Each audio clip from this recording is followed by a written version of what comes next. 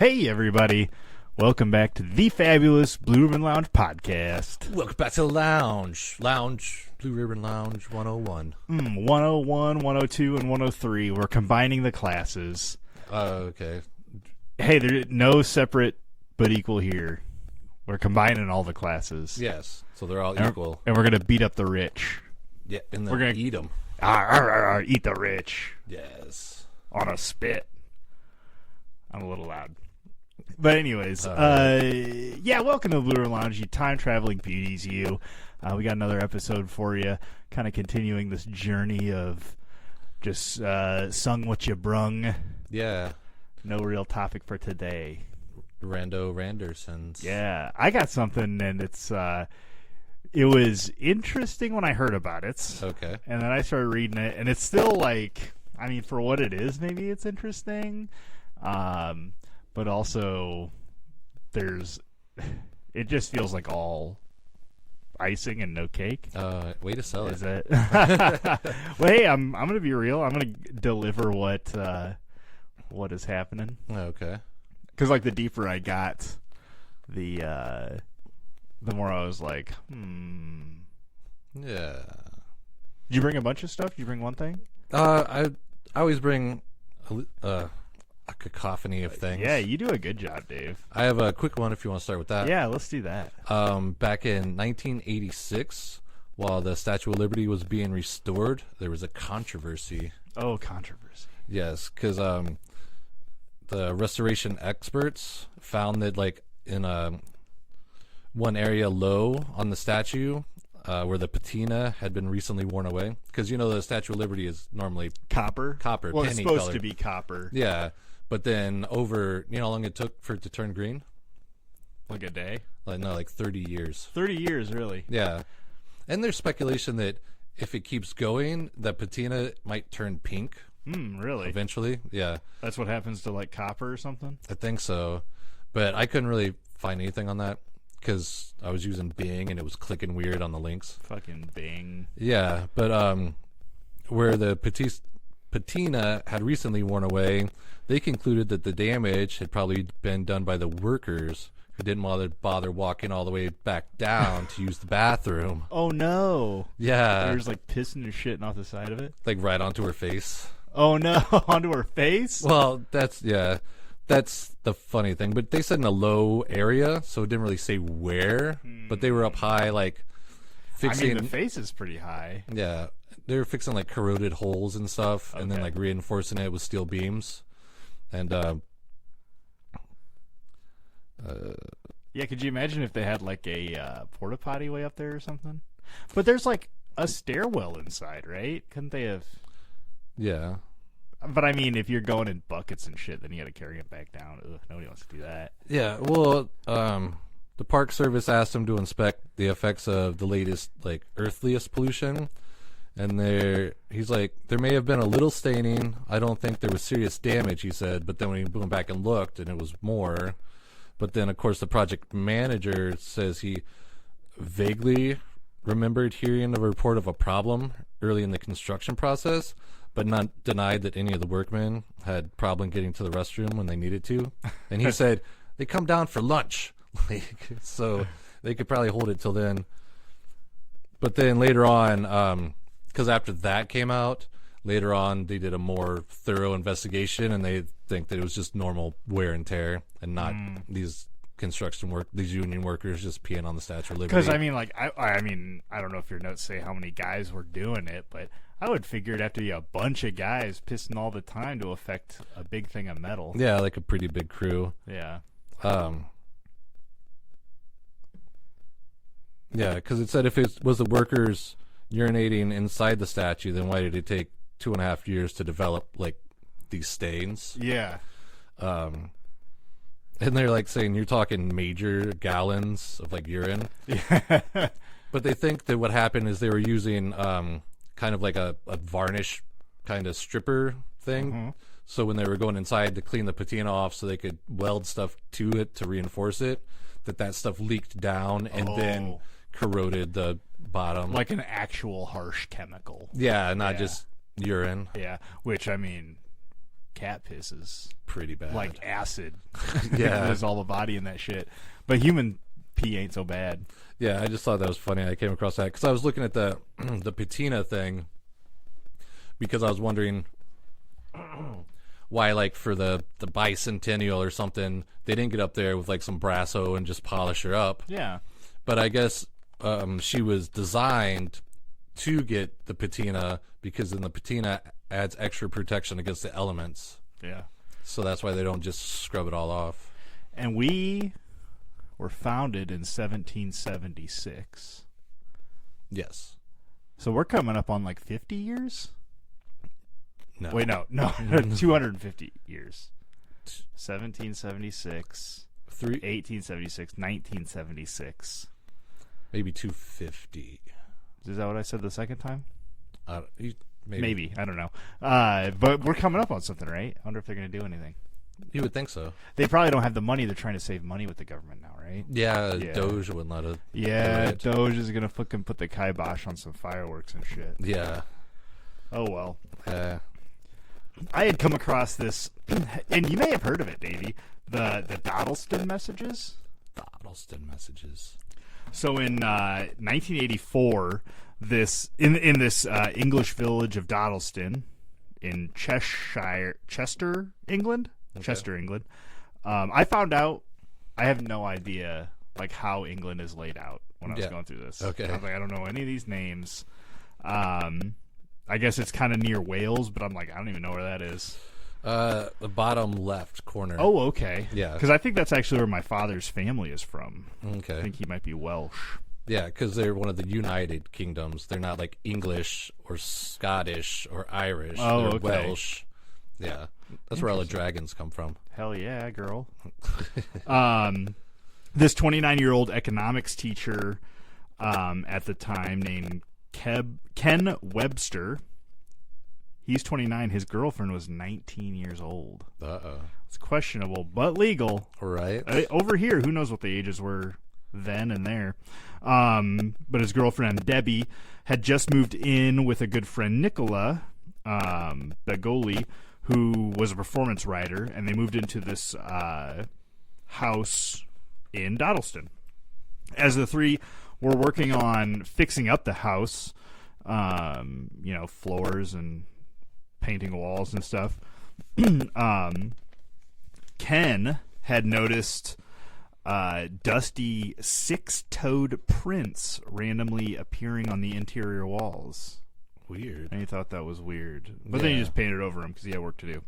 Right. But then the next day he would wake up and the footprints would be back. Footprints on the wall. Yeah. Okay. Like somebody was walking Yeah. horizontally. Well, I mean, how does he rule it out? If they're six-toed, That's what the claims are. then how would you rule that out from just being a handprint? Because that's 5. Yeah, but her toes have 5 also. Yeah. So. Well, you got the shape of the palm, I think. Oh, yeah, I guess. So if it's a longer palm and shorter fingers. Yeah. it could- Because when you see your footprint, it's like just like dots, right? As Yeah. opposed to a handprint, you'd see all like the knuckles. Right. And then there was also reports of sudden gusts of freezing cold wind and sudden footsteps coming from upstairs in the empty rooms. His girlfriend Debbie claimed that when she came home one day, she found all the furniture in the living room stacked into like a 6-foot tall pile. Ooh, And on another occasion, dozens and dozens of tins of cat food were arranged in a pyramid on the kitchen floor. like poltergeist. Yeah, type stuff. Yeah. But not like moving around that you see. I meant like the part on the movie where she's like cleaning up breakfast and she turns around and puts stuff in the sink and then turns around and all the chairs are like in a pyramid. Oh, yeah. At first, they were suspecting each other of just playing practical jokes. But then they got together and talked about it, and they, I guess they all said that they didn't do it. Yeah. And they all believed them, each other. Probably had alibis or something. Yeah. Or like, yeah, maybe not everybody was available to do stuff at the same time. You Right. know? Yeah. Like not one person was obvious. So they thought that maybe somebody in the town was pulling the pranks on him or something. Was kind of the best that they had. Yeah. Well, Ken, being a school teacher in the mid 80s, he had access to getting a computer. All right. And brought it home, mostly for Nicola, because she was a writer. She kind of wanted to check out what it was like to write on a computer as opposed to by hand. Or maybe a typewriter, I guess. They might have even had word processors in the 80s. Like, is that a middle thing? Yeah, because it had a little, like, almost like a typewriter screen, or...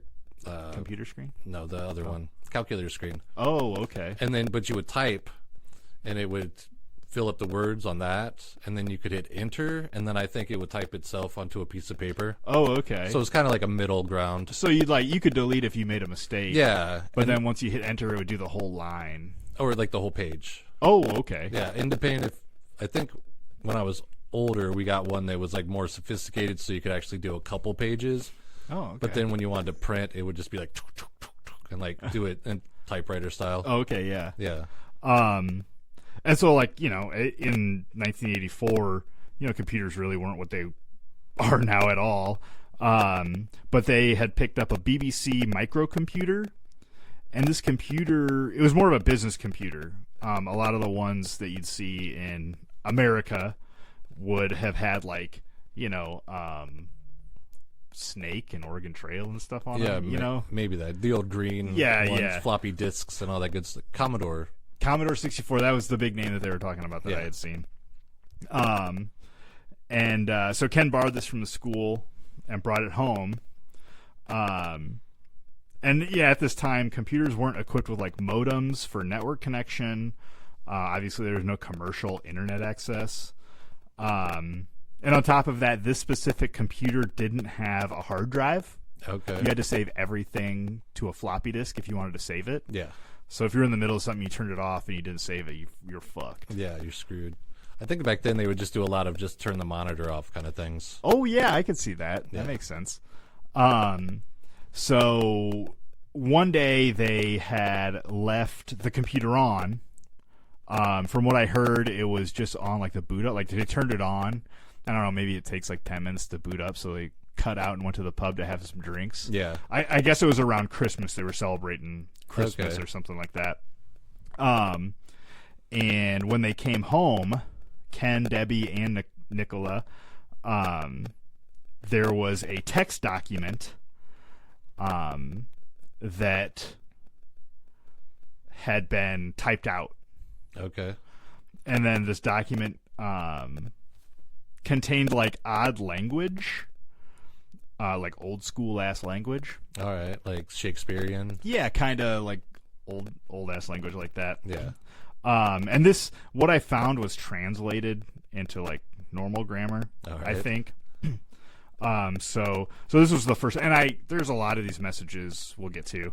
I didn't write them all down because that'd be just kind of lengthy. But the first one was, "True are the nightmares of a person that fears. Safe are the bodies of the silent world. Turn, pretty flower, turn towards the sun, for you shall grow and sow. But the flower reaches too high and withers in the burning light. Get out your bricks. Pussycat, pussycat, went to London to seek fame and fortune. Faith must not be lost, for this shall be your redeemer." And they thought that was weird. Yeah. Some kind of weird old school ass poem. That's kind of weird. And then a few days later, they got a second message. And so these messages started coming, and Ken, working at a school, he took the floppy disk into school and printed one out and handed it to, like, an English colleague. Yeah. And his name was Peter Trindle. He had an English degree from Oxford University.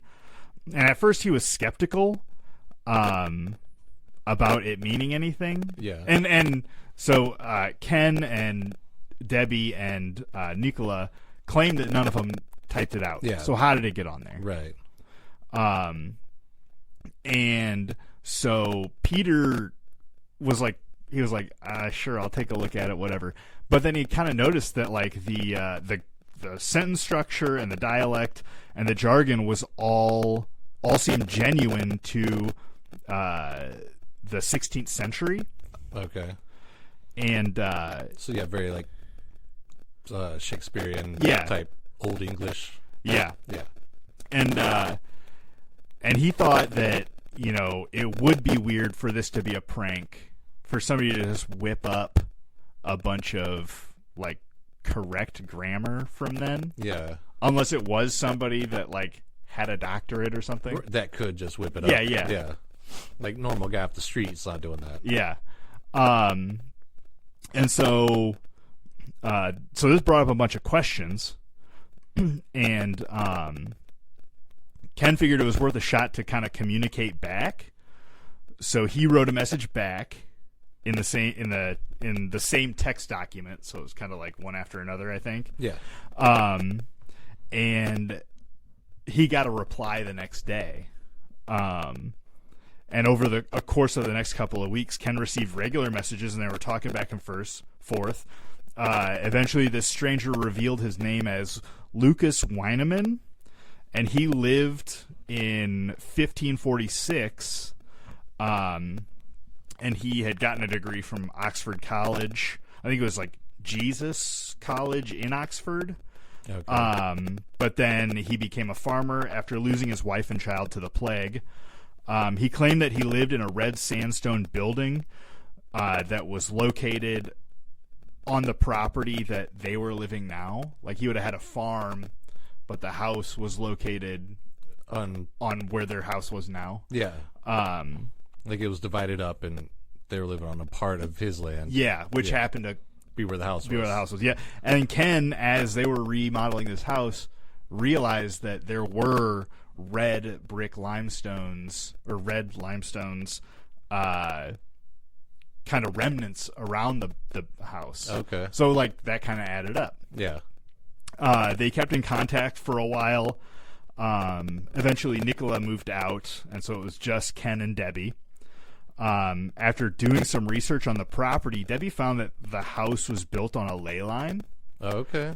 And shortly after that, she started feeling as though she was constantly being watched, and felt strange touches and pulling of her hair, and even started having dreams where she would have long conversations with Lucas. And some of the messages that were brought back and forth received from Lucas were like referencing these dreams. Like he's having them too? Like they were real. Yeah.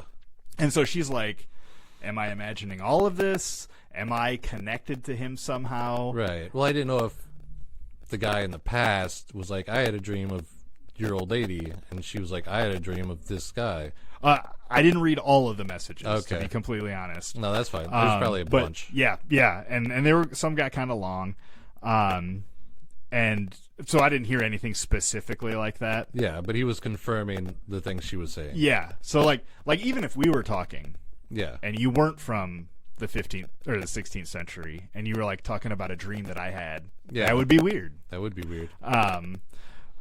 But in their conversation, there were some occasional inconsistencies. Like at one point, they asked how old the king was at the time that Lucas was living, and he replied with an age that was like completely wrong. Okay. And maybe, I don't know, who knows? I don't know how old Donald Trump is. Right. I would guess like 70. 82. I'm not sure. I don't know. I know it was Fact like a check whole that, thing that like put it in the he was comments. as old as Biden, but Biden's like seemed older. Yeah. Something like that.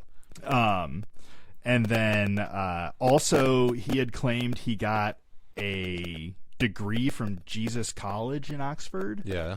And that college hadn't been built until like the 70s. Oh. Or until 1570 or something like that, 20 years later. Oh. Okay. And so they were like, well, why are you saying this stuff if it's not accurate? Yeah. And Lucas was like, yeah, I was just testing you guys because I wasn't quite sure, if you were really from the future. Yeah. Or something. Okay. Which seems kind of weird, right? Right. And does it say how he's because they're using a computer. Does it say what he's using? He does get there. Oh, okay. The Society of Physical Research was called in. Ken decided to call this London-based group for psychic and paranormal activity, and 3 investigators were assigned to the case. They set up audio equipment, studied the computer, sealed off the room to prevent any people from interfering. According to Ken, these measures in place, new messages were coming through, but for some reason the investigators didn't seem like they cared that much. Really? Right? That Yeah. seems interesting. But then later, when contacted, the Society of Physical Research said they didn't have a closed case on it or whatever. Like, they didn't have case documents for it. Okay. So that's kind of weird. So they were just kind of humoring them? I mean, seems like the best case scenario, right? Yeah.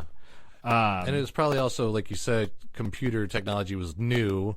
So he's like, I'm communicating through a computer, and they're like, oh, okay. There's no knocks on the table or candles blowing.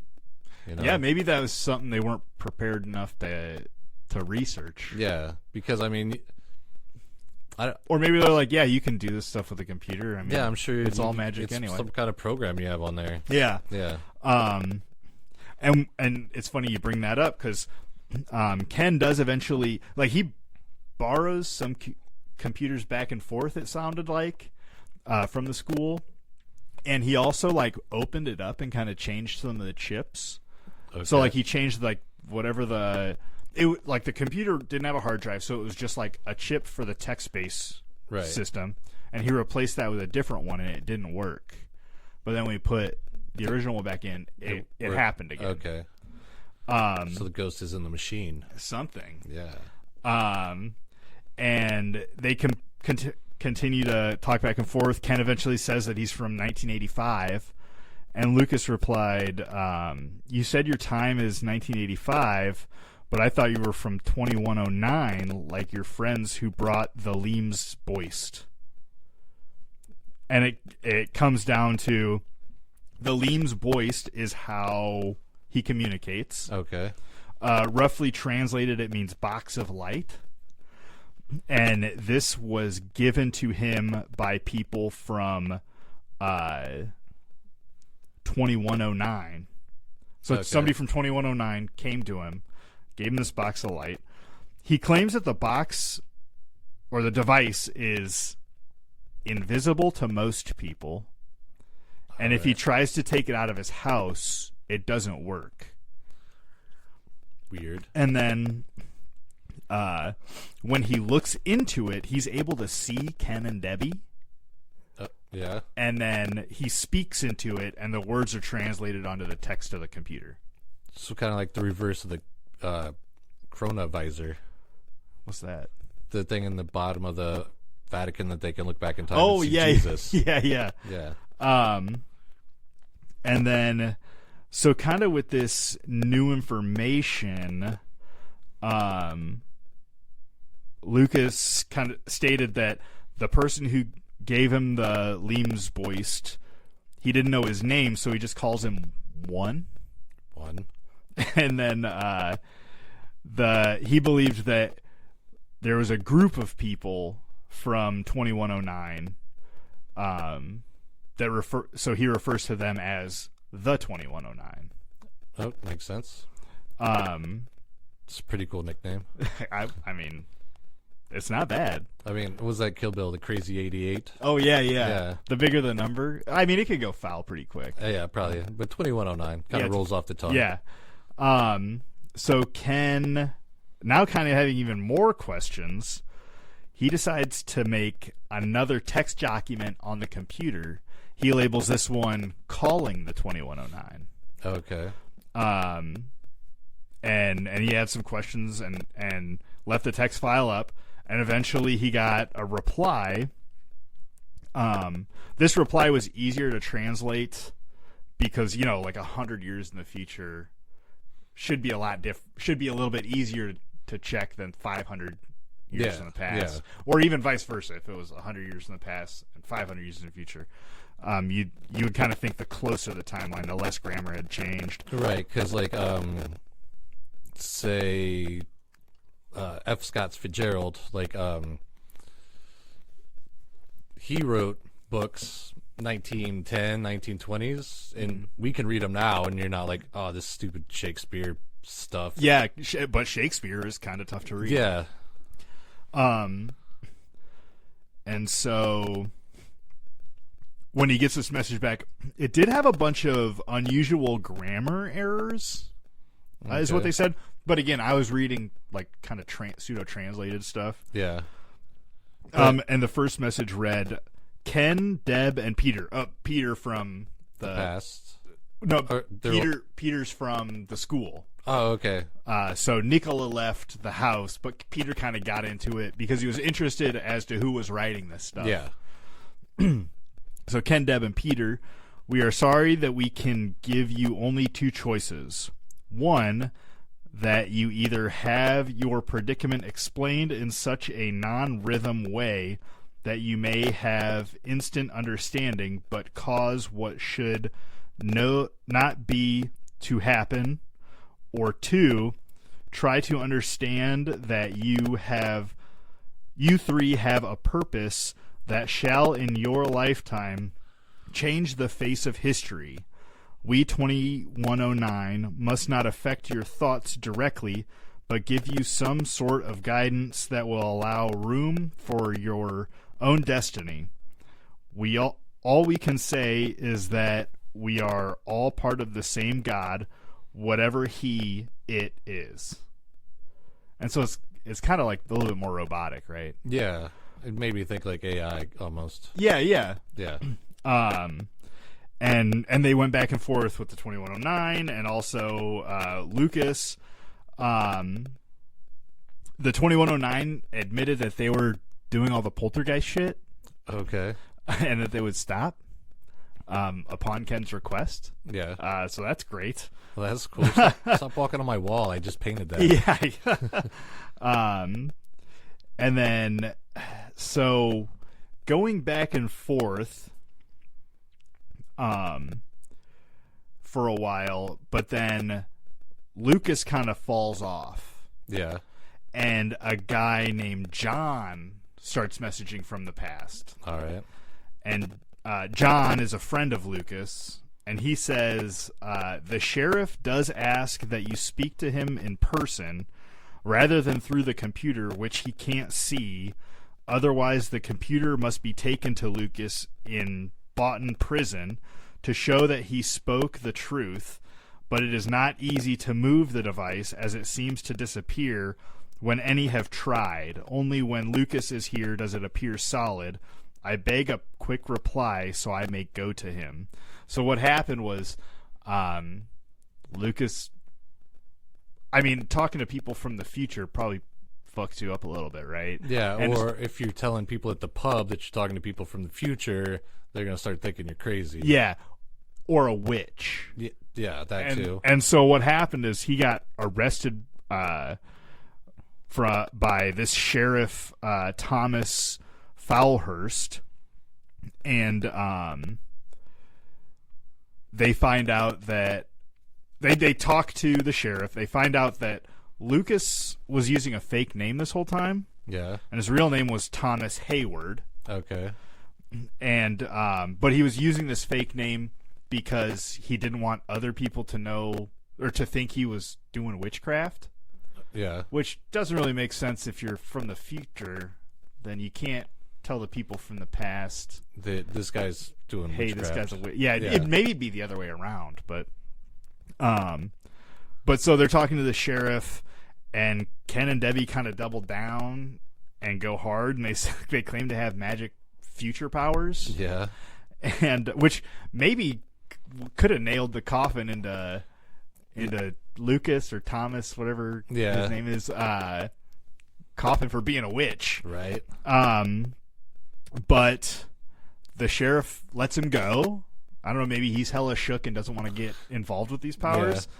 Yeah. And then so Lucas Thomas now gets let out of jail, and then the 2109 eventually send a message stating that they know that Ken and Debbie know Thomas's real name, and that wasn't part of the plan. Thomas is from the past, but what he is something more than that, and they want all the information that they know about Thomas, and to stop all communications with him.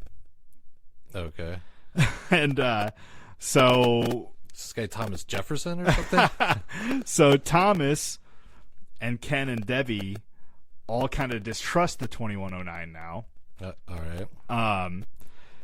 And Thomas proposes leaving a pen and paper next to the computer that night to communicate without the 2109 knowing. Because within their messages, the 2109 kind of said that they were manipulating some of the communication. They were tracking it all. Okay. And recording it all. So what's getting through might not be what actually Thomas said. Yes. Vice versa. Yeah. Yeah. Except apparently this last time or something. Right. But so Ken leaves a piece of paper next to the computer, and in the morning he finds it written out as another message. Yeah. And the 2109 don't know about this, but they have a feeling that they have lost control of the situation. And they sent a request to Ken and Debbie to contact a ufologist by the name of Gary Rowe to show him the messages and ask him what he makes of it, and that Peter Trindle, the English professor, must do the telephoning. And so this Gary Rowe comes in. Yeah. And 2109 requested him Specifically. Yeah. And they gave him the phone. They gave Ken the phone number for Peter to call. All right. And so he comes in. 2109 say, the next messages I send, I need you to print off and not look at, put them in an envelope, and give them to Gary. All right. And so he does. But Ken's like extra suspicious of the 2109. And he's like trying to get from Gary what these messages were, because he didn't read it like a normal human being would. Right. But he's pretty deep in it, so I can understand. Yeah. And Gary's like, no, I can't tell you. It says not to tell you. And they get into a fight. Gary leaves. And the 2109 send a follow-up stating to Ken that he shouldn't be pushy to Gary. But he ends up doing it and leaving. In 1546, Thomas. That's the time Thomas is in. Yep. And it sounded like this took place over several years. Yeah, it sounds like there's a lot going on. Yeah. Thomas eventually decides for some reason to, and maybe this was because he was in prison, to leave the Leamsboist and leave his farm in Oxford, or leave his farm and then go to Oxford. And he promises Ken and Debbie that he would write a book and leave it for them to find and read in the future. Okay, so he quit the group chat. Yeah, he rage quit. All right. The 2109 ends up sending a message stating that Thomas did write a book and put it in a safe place, but it was written in Latin with the help of a friend that he met at Oxford. And he written in Latin, and they stated that there was no reason for further communication with them. Okay. 2109. So then they left the chat. Yeah. So like essentially, whatever this was, I don't know, some sort of virtual group text. Oh yeah, like some sort of research or experiment or something. Is almost interdimensional group text. Yeah. Was I guess over. And there was one last communication that called for Ken to write his own book, along with finding Thomas Haywarden's book. And so Ken did write a book. It's called The Vertical Plane. It was published in 1989. The book is essentially about everything, his perspective on everything that happened. Yeah. The book Eventually went out of print for decades, but a second edition was recently published in 2022. Okay. And as far as anybody has found on the internet, there's never been a book written by a Thomas Haywarden. And then after all this was done, and Ken wrote his book, he and Debbie kind of vanished from the area, kind of the limelights. Yeah, the public eye. Yeah. Though I didn't see a lot of like interviews or anything with him. Yeah. Except for there was one where he was on like one of those cheesy reenactment shows. Oh, okay. Where they talk about unexplained shit and they have other people reenact. Like the stuff on like History Channel or something. Yeah. This is in the BBC. All right, yeah, but I mean, it's like one of those. It's not like he's on Maury Povich or something talking about his book. But they didn't do the reenactment, and they just interviewed him and potentially his girlfriend, Debbie, maybe wife now. I don't know. Okay. Been together for a while, it seems. Yeah. But when they did it, they didn't show their faces, which I thought was kind of weird. And so some of the things that are also weird is there was evidence from the 1550s of a Thomas Haywarden living in that area. Yeah. Some of the things that he referenced in his messages, they did find were at local libraries, like books and stuff. Yeah. That were written in that time. Some people kind of say that at that time, there were other people checking out those same books kind of around the same time, which would maybe be kind of weird. There was also records of a sheriff in the area named Thomas Folhers, and the names were spelled differently from the messages. Yeah, but it would have been pronounced the same. So that would maybe give credence to like you're just talking into this box and it spells it however, right. I guess. Yeah. And then eventually these messages were reviewed by Dr. Laura Wright, a language expert from Cambridge University. And she disagreed with Peter Trindle. She felt the texts weren't even close to being grammatically correct. Okay. But they were like, they used some of the same phrasing, like some of the same words, but not in the right order. Gotcha. Is what it sounded like to me.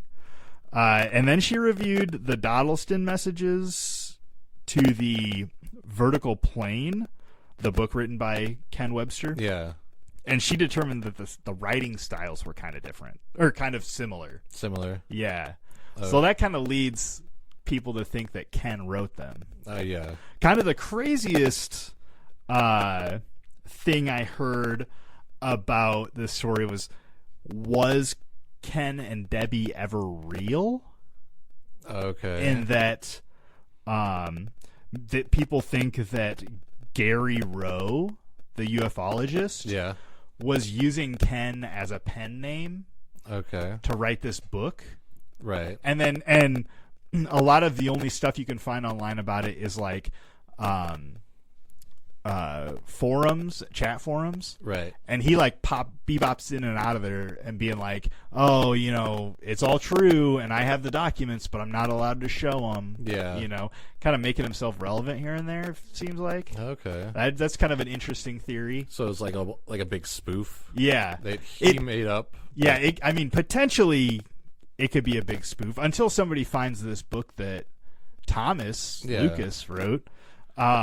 But I mean, if Peter was a teacher at a school, there should be records, right? There was a video I saw of Peter, so I'm like, he would, if he's real and he's talking about it, there would have to be a Ken, right? Right. You would think, because I saw Peter Trindle talking on the BBC, stating that when he read it, seemed very real, and if it was a hoax, it was brilliant, is what he said. Okay. Nicola also showed up in a online forum, and she had stated that she never experienced any of the paranormal stuff that Ken and Debbie talked about. Yeah. And so if she shows up saying that she never saw any of that stuff, Yeah. certainly there's a Ken and a Debbie, right? Right. Yeah, there would have to be. Yeah. There's at least 2 people that have met them. Yeah. So it's almost it's like it got really watered down there at the end. Yeah. But I thought it was interesting. That's kind of interesting. Yeah, I don't think I've ever heard of that. The Dodleston messages. The Dodleston messages. All right, I have a little something more down to earth, but does kind of seem like, when you talk about, well, not like time travel, but how things in the past and how they affect you into the future. Okay. Okay. In 1932, it was, well, not 1932, but after World War I broke out, and we started doing conscription or selected service, which is the draft. Oh, okay, yeah. But in World War I, when you got drafted, they called it selective service because sometimes you would go work in a factory, Oh, okay. or you would go to a farm, or they would send you overseas to fight. And so they went there, fought World War I, like however millions of people died over there. And the soldiers come back, and they find out that the guys who were farmers and the guys who worked in the factories were making like 10 times more than they were, because as a soldier you only made $1.25 a day. Yeah. Yeah. So then, But if you're working in the factories, you're getting paid factory to work wages. there. Yeah. Huh. That's Yeah. fucked. Or like farmer wages. Yeah. And they wanted adjusted compensation. Okay. And so all the vets got together and like talked to their congressmen and rallied for it. Yeah. And then they finally passed the adjusted compensation bill, because they didn't want to call it a bonus, because then they would feel like their proponents against it would be like, oh, they just want extra money. And they're like, no, we want compensation because these guys made that and we made this much. Yeah. Well, and if it's a bill, potentially like it wouldn't happen again. Or like a maybe, I don't know. Or like, I don't really know how bills work, but like, so this was a one-time thing. Like, let's pass this. Oh. Kind of like how they passed the thing and then we all got those checks during the stimulus. Yeah. Yeah, the Okay, stimulus yeah. checks. So Congress got together and they were finally like, okay, we'll pass this, but the stipulation was they couldn't get their money until 1945, Really? or if they died. What? Yeah. Okay. So I mean, if they die before 1945, their family gets their money. Yeah. They don't have to wait. Okay. And so they actually started calling it the tombstone bonus. Whoa. Yeah. And then you go forward 8 years to 1928, and Hoover takes over, and 6 months after he's into his presidency, Oh no. the Great Depression happens. Oh, okay. Yeah, and 25% of the workforce gets laid off, Okay. which back then, if only one person worked in your house, so it's not like 25% of Americans is 25% of the workforce. So there's more than 25% of families. or the workforce, whoever's working. Yeah. But yeah, the families. So like, your dad gets laid off, and nobody has any money in the Yeah. house, and so this guy Walter Waters, who was a vet of World War I, was over in Portland, where they're hippies, and well, they weren't hippies back then, but he was like, we should go and talk. We should talk to somebody about getting our money now, since we need it now. And all the other vets were like, yeah, we should do that. So then they all got together and jumped on boxcars and headed towards Hell yeah. Washington. And then word started to spread that all these vets were getting together to go to Washington to try to get their compensation money now. Yeah, get their bag. Because they need it. And they called themselves the Bonus Expedition Force. Oh, okay. Yeah, or the BEF. But then they ended up just being called the Bonus Army. And so, Oh, you've talked about this, I think. I think I made you put it on the list. Yeah, that's what it was. Yeah. And then this guy, Pullman Glassford, who was the police chief of Washington, D.C., heard that all these soldiers were coming And This army is this coming. army, yeah, but he was also a brigadier general in World War One, and he was kind of happy to see, yeah, like stand up for your rights, guys. Yeah. But he also knew that the suits were going to be happy with these guys being there, but he played it really well because he didn't want any like social disorder. Yeah. And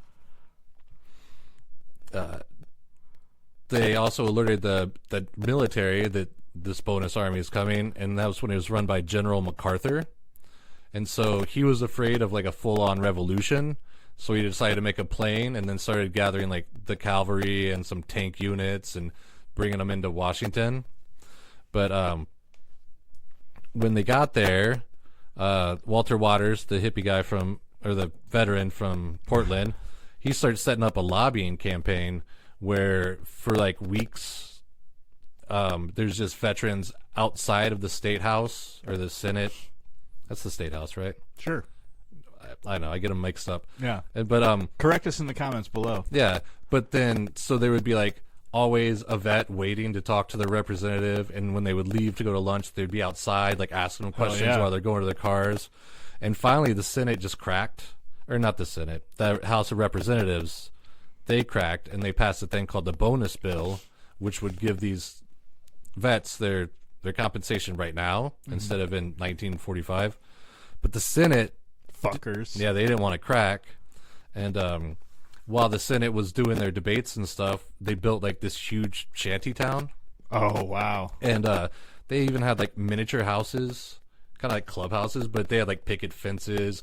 They had the Salvation Army built them a library. Whoa. And they had like American flags hanging from everywhere.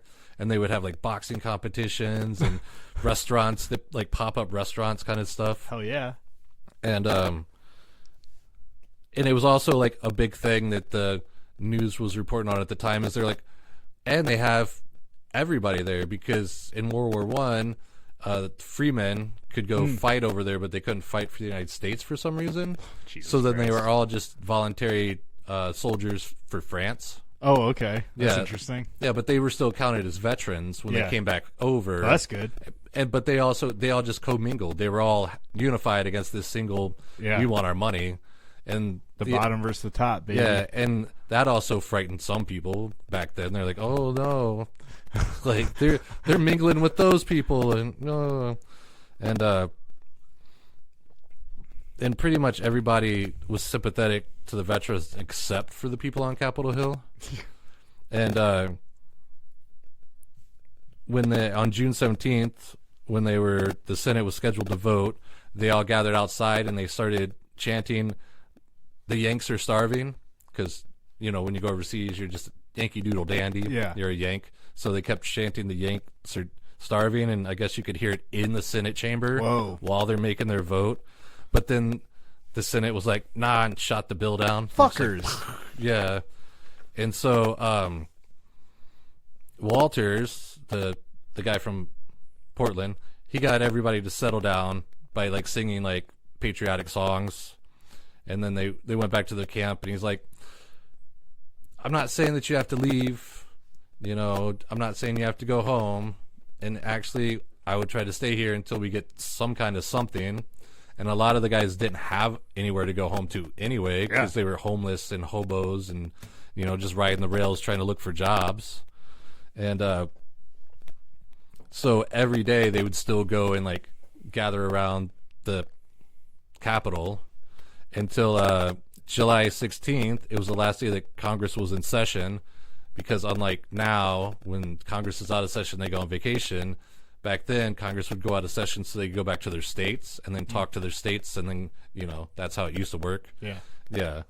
And when they were leaving, everything was super tense, and like tensions were high, and like they left out of secret tunnels or out the back door.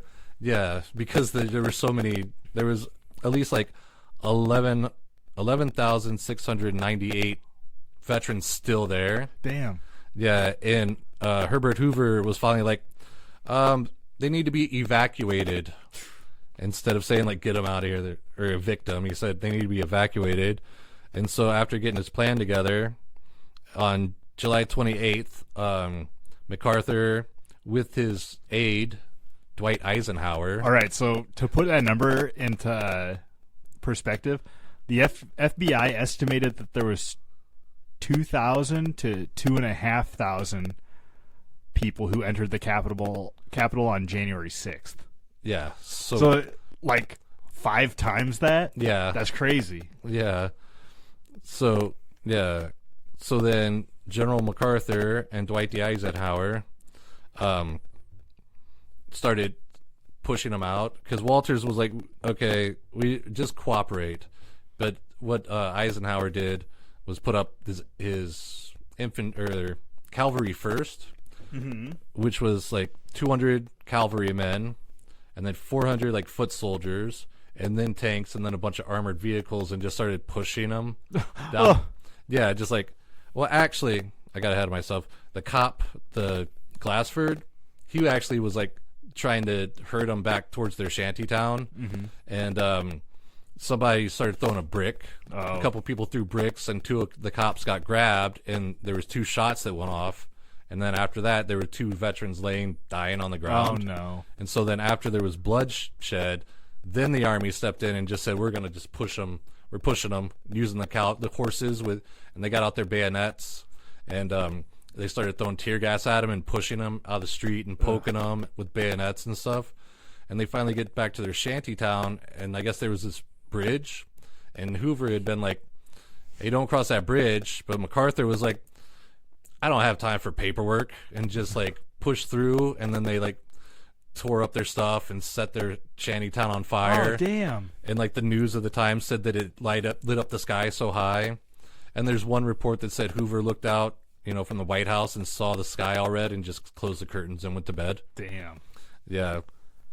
Fuckers. Yeah, but then shit hasn't changed. Exactly. And so that actually made the public take a long, hard look at Hoover. So when his time was up, he didn't get reelected, or I don't know what term he was on, but they elected FDR.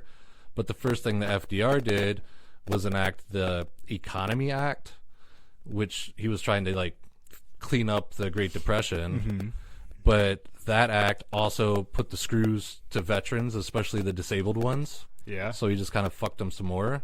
So of course they went back to the Capitol, and so Roosevelt was like, well, we don't want him here, but we can't force him out like Hoover did. So he's like, I'm going to make them these rehabilitation camps. So he would send them out to do like public work stuff, like, hey, go over here and like build like, I don't know, trails in this national park. Okay. And he sent a bunch down to the Key West to build bridges and railroad tracks. Okay. And during that time, like one of the worst hurricanes of the time swept through there and killed over like hundreds of them. Damn. And then the government, because back in the day, you could kind of suppress things easier because news didn't travel so fast. And so the government was trying to quiet it down. But on some of the boats that came to like the rescue boats, Ernest Hemingway. Oh. And Ernest Hemingway got the word out that they were pretty much just sent there. It was like practically murder, that they were practically murdered down there because they couldn't get out. They were stuck on these islands, and nobody came to like rescue them. They just let them get wiped out by the hurricane. Damn, that's fucked. Yeah. And then in 1936, there were rumors of war again. World War II is about right on the horizon. And so the bonus bill was brought back up, and FDR vetoed it at first. But by that time, there was so much swell with the public and within Congress and Senate that they overturned it. And that they finally, all these veterans finally got paid for what they did in World War I. Oh, tight. Yeah, and it said it was anywhere from $500 to $1,000. Well, and maybe a bunch of them would have, their families at least would have gotten paid, right, if they got killed. Yeah, yeah, but yeah, $500 to $1,000, which in today's money would be like anywhere from $10,000 to $20,000 or something like that. Yeah, something. Yeah, I had it written down. $20,000 to $40,000 is what it would be. So that's a pretty good chunk of change. Yeah, I mean, a lump sum. Yeah. I mean, it's they probably took taxes out of it too. Oh fuck yeah. Yeah. Jesus. But after they got their money back, like 4 million veterans were compensated, and a lot of their lives changed. They could buy houses, they could get out of their ruts and pay off debt and shit like that. I mean, theoretically, that could have helped the Great Depression. Yeah, if they would have just gave it to them to begin with. Yeah. Yeah, but then FDR realized that how bad they fucked up with the World War I veterans. Mm-hmm. He didn't want to do it with the World War II veterans. Smart.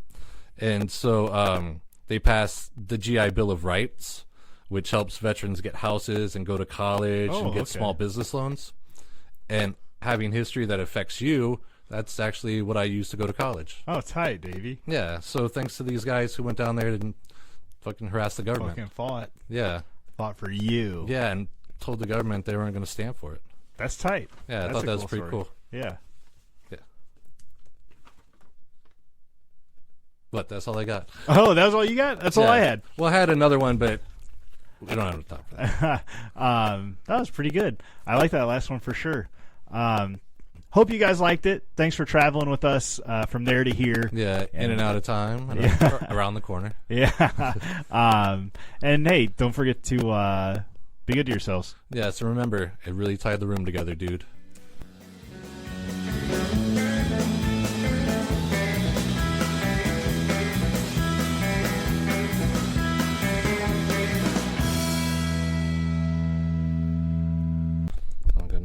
Oh, I just can't hear you for some reason. Weird. Yeah, I can't hear me either. This thing's not plugged in anything. Oh. Hey.